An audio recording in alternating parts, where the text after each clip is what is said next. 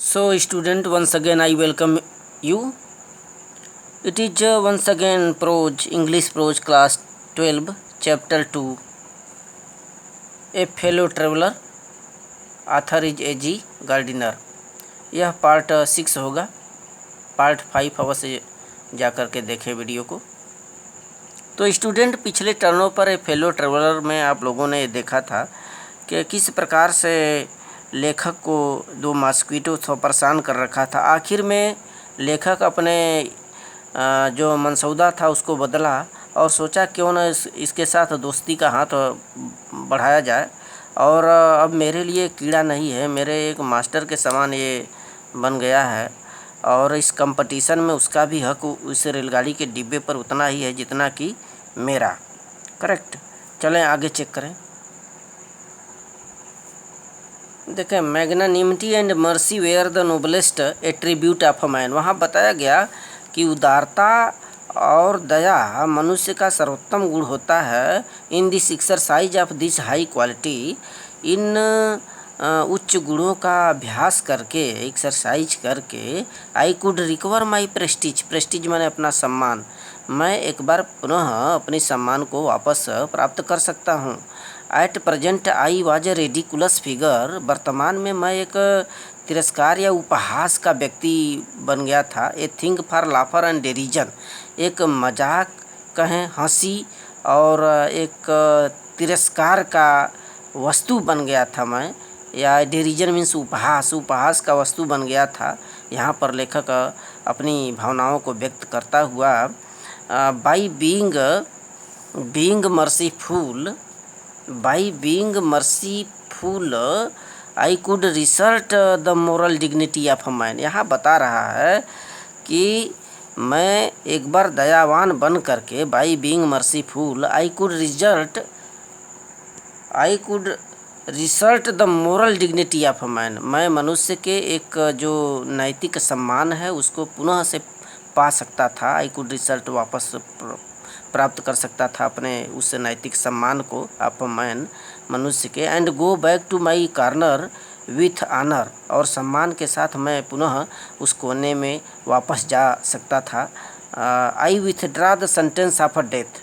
मैं मृत्युदंड की जो सज़ा है उसे वापस लेता हूँ. विथड्रा माने वापस लेना.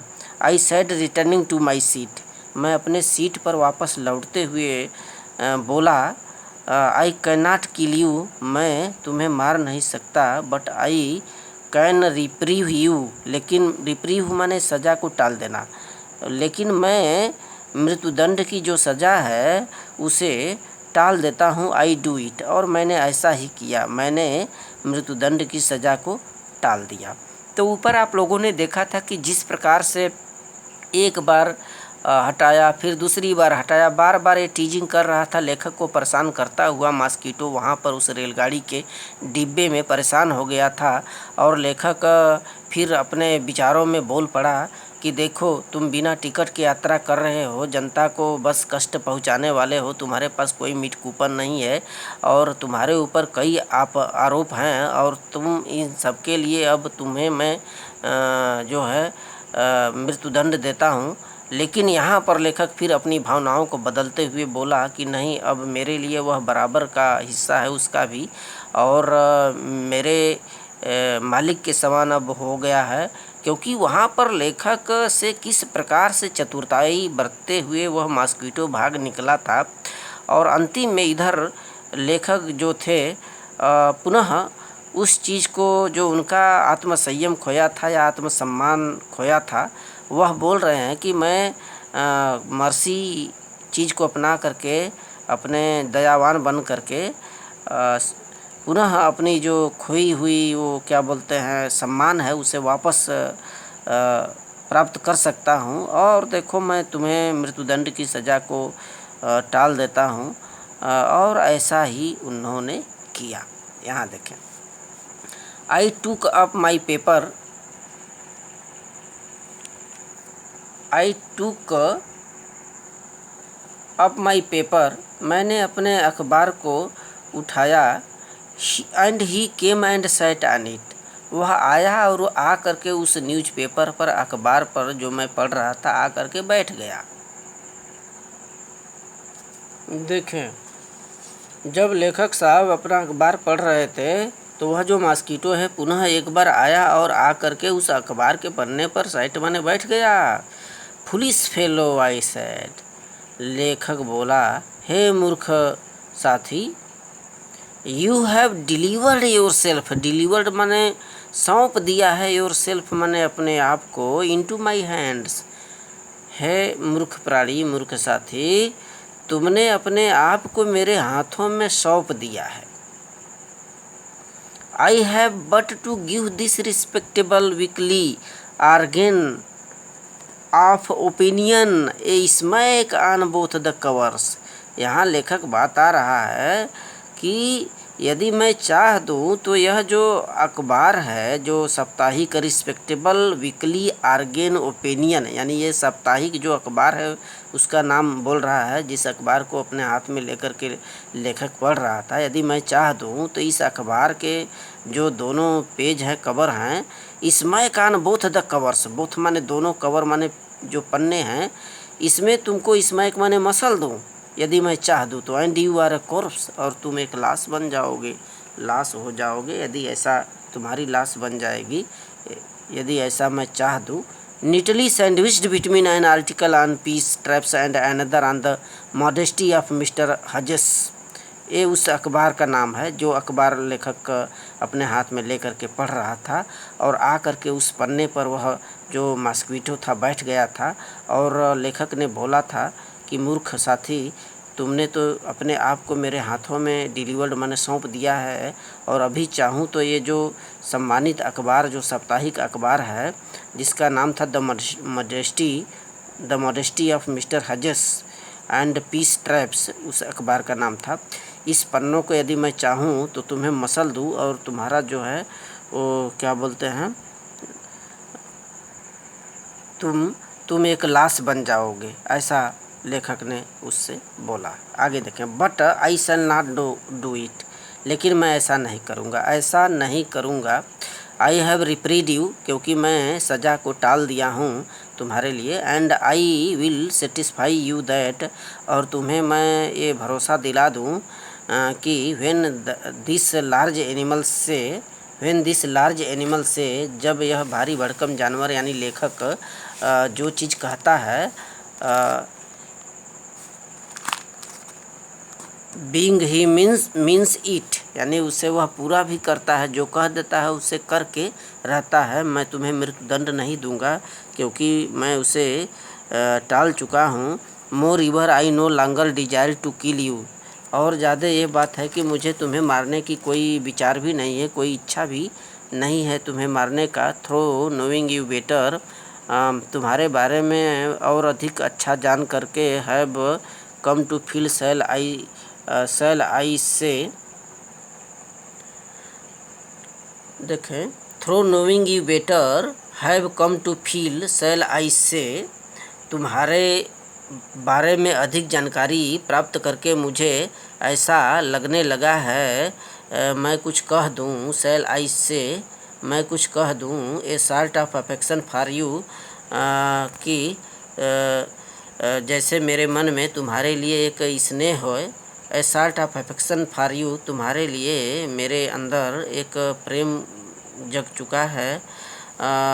आई fancy that Sant Francis would have called you little brother, मैं कल्पना करता हूँ कि जो एक लेखक संत फ्रांसिस थे, उन्होंने तुम्हें अपना छोटा भाई कह करके पुकारा होगा, बुलाया होगा, ऐसा लेखक एक अनुमान लगाता हुआ वहाँ पर उस मच्छर के लिए।